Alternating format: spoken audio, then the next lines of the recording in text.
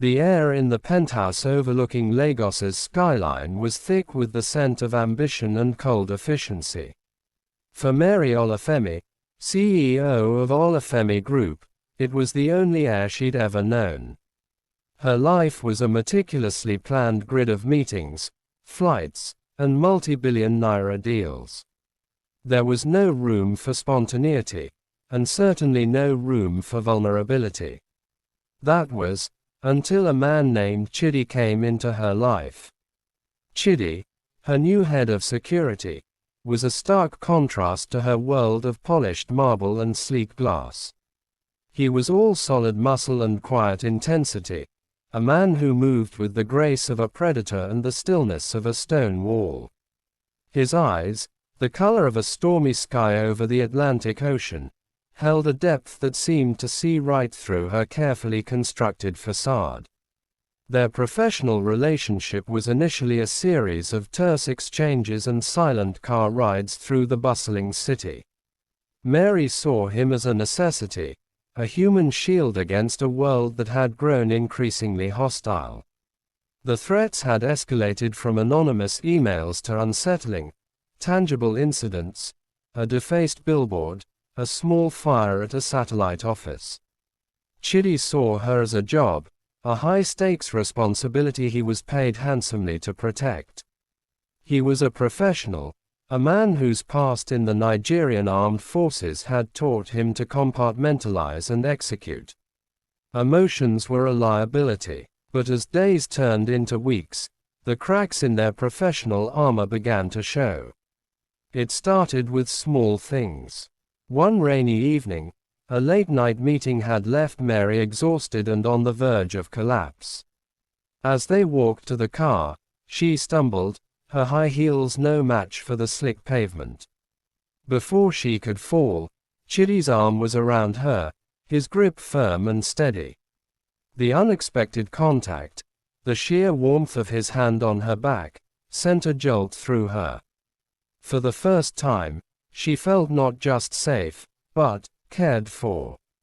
He didn't make a big deal of it, just a brief, careful, and a gentle nudge to the car door, but the moment lingered in her mind. After that, the professional lines began to blur. Chidi would bring her a small plate of jollof rice when he noticed her working late, or leave a bottle of water on her desk after a particularly stressful phone call. He would comment on the books she was reading, revealing a sharp, witty mind that was as captivating as his physical presence.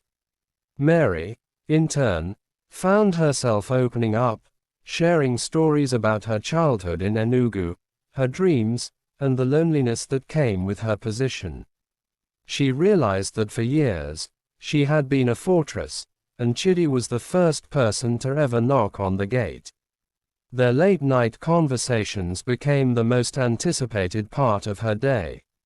They would sit on the balcony, overlooking the shimmering lights of Lagos, the silent guardian and the powerful executive. She learned about his life, a world of discipline and danger, of loyalty and sacrifice. He spoke of his time in the military, of the bonds he'd forged and the pain he'd endured. "It's all about trust," he'd said one night, his gaze fixed on the skyline. "You have to know the person next to you has your back, no matter what." She found herself drawn to his raw honesty and the quiet strength of a man who had faced true adversity. The turning point came on a business trip to a luxury beachfront resort in Port Harcourt. A particularly aggressive rival had been neutralized, but the tension lingered. After a long day of security briefings and evasive maneuvers, Mary found herself unable to sleep. She walked out onto the private terrace of her suite, finding Chidi already there, standing watch. The moonlight cast a soft glow on his face, softening the hard lines. Without a word, she joined him. "You look tired," he said, his voice a low rumble. "I am," she admitted, leaning against the cold stone railing. "And you?" "My job is to be awake when others are sleeping." She reached out, her hand hovering for a moment before gently tracing the lines of his jaw. Must be a lonely job. He didn't pull away. Instead, he turned his head, his hand coming up to cover hers. "Not tonight," he said. The simple words were a revelation. In the quiet of the Nigerian night, surrounded by the sounds of the ocean, a new chapter began. The boundaries they had so carefully constructed crumbled, replaced by a connection that was both profound and exhilarating. Their love was a secret, a fragile thing nurtured in the shadows of her public life. It was a love built on trust, respect, and the quiet understanding that they were two souls, from two different worlds, who had found an unlikely home in each other's arms. Their stolen moments were their own, a refuge from the public eye. A shared glance across a crowded room, a brief touch of hands in an elevator, a whispered conversation in a safe room, these were the moments that defined their new reality. Their romance wasn't without its challenges. Mary's board of directors grew suspicious of Chidi's close proximity, and her socialite peers whispered about her constant companion. The demands of her career and the dangers of Chidi's profession were constant obstacles. A rival corporation, suspecting Chidi's expertise, began to target him directly, a move designed to make Mary feel more vulnerable. But for the first time in her life, Mary didn't feel alone. She had a partner, a guardian who was more than just a shield. He was her anchor, her confidant, and the one person who saw her not as a CEO, but as a woman, flawed and vulnerable and utterly in love. And with him by her side, she felt strong enough to face anything. The whispers on the board began to grow louder. Mr. Adebayo, a long-serving board member who had always been a thorn in her side, called a private meeting. "Mary," he began, his voice dripping with false concern, "your personal life has become a liability. This bodyguard, he's a distraction. People are talking." Mary's spine stiffened. "Chidi is a security asset, Arthur. He's the best I've ever had. My personal life is not up for discussion." Adebayo leaned forward, his eyes narrowed. "Your decisions are affecting the company's stock. The perception is that you're not in control." He made it clear that Chidi was the problem, a symbol of her weakness, not her strength. The pressure mounted. Chidi noticed the change in her, the way she would clutch her phone with a frustrated sigh after a call with a board member. He would simply place a comforting hand on her shoulder, a silent promise of support. One evening, after a particularly bruising day, she broke down in his arms. The tears were not of sorrow, but of pure, unadulterated fury. "They think they can control me," she sobbed into his chest. He held her tightly, a fortress of calm. "They're wrong," he said, his voice a low, steadying force. "You're a force of nature, Mary. They're just scared of what they can't control." His words were the only thing that could truly soothe her. Their relationship deepened in the face of this adversity. They began to rely on each other for more than just physical security. Chidi became her sounding board, a strategic partner who saw through the corporate politics with a clear, detached perspective. His understanding of threats, both physical and political, was unnerving in its accuracy. "They're not just after you, Mary," he said one evening, reviewing security footage of a suspicious car idling near her office. "They're trying to destabilize the company from the inside out." Adebayo isn't acting alone. His words proved prophetic. A few weeks later, a major security breach occurred. Sensitive project data was leaked to a rival company, the Ogun Group. The leak was timed perfectly to cause maximum damage, just before a major product launch. The board was in an uproar. "This is exactly what I was talking about, Mary. Adebayo thundered during an emergency board meeting. Your security asset failed us. We need to reconsider his contract and your leadership. Chidi, who was present in the meeting as per his protocol, remained impassive, but Mary could see the controlled rage in his eyes.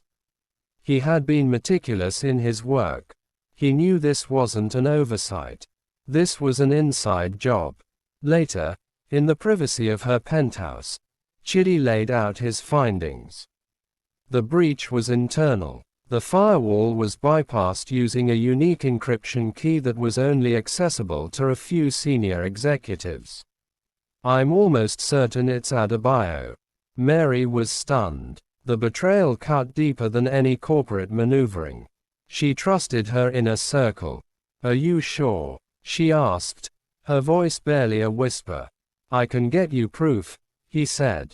He had a contact, an old friend from his Nigerian armed forces days who was now a top cybersecurity specialist. It was a risky move, going outside of official channels, but Mary knew she couldn't rely on anyone else. The next few days were a blur of clandestine meetings and nail-biting waiting. Mary and Chidi worked in perfect synergy, a unit against the world. They were more than a bodyguard and his client. They were co-conspirators, two people with everything to lose, fighting for a future they were just beginning to build together.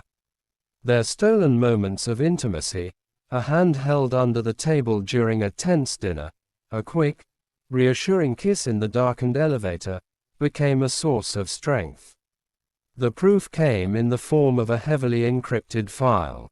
It contained a string of emails between Mr.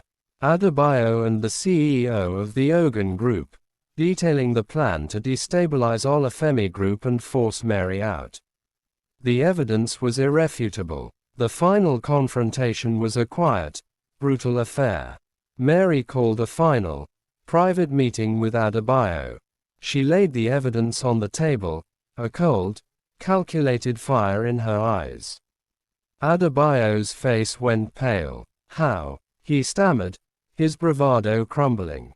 I have the best security in the world, Mary said, her voice a low, dangerous tone. He doesn't just protect me from the outside, Adebayo. He protects me from people like you. Chidi stood silently by the door, his imposing presence a stark reminder of the force she had on her side. Adebayo resigned immediately. The scandal was contained, and Mary emerged stronger than ever, her authority on the board solidified. The whispers among the socialites died down, replaced by a grudging respect for the woman who had not only survived a hostile takeover attempt but had done so with her mysterious bodyguard by her side. Their relationship was no longer a fragile secret. It was a known fact, a quiet understanding among those who mattered. It was a testament to the fact that power didn't have to be cold and lonely, that it could be shared, and that trust was the most powerful asset of all. The night after Adebayo's resignation, Mary and Chidi sat on the balcony of her penthouse, the lights of Lagos shimmering below. The tension was gone, replaced by a profound peace. Mary leaned her head on his shoulder, her hand resting on his. You saved me, she said, her voice soft with emotion. He kissed the top of her head. It's my job. She smiled, a small, genuine smile that reached her eyes. It's more than that, Chidi. It's so much more. He didn't have to say anything. The simple, comforting weight of his arm around her was all the confirmation she needed. They were an unlikely pair, the executive and her guardian, but together, they were invincible. Their love story wasn't a fairy tale of grand gestures and stolen moments. It was a story of a fortress finding its heart, and of a guardian finding a home, in each other. It was a love built not just on protection, but on partnership, a bond forged in the crucible of corporate warfare and personal vulnerability, a bond that would last a lifetime.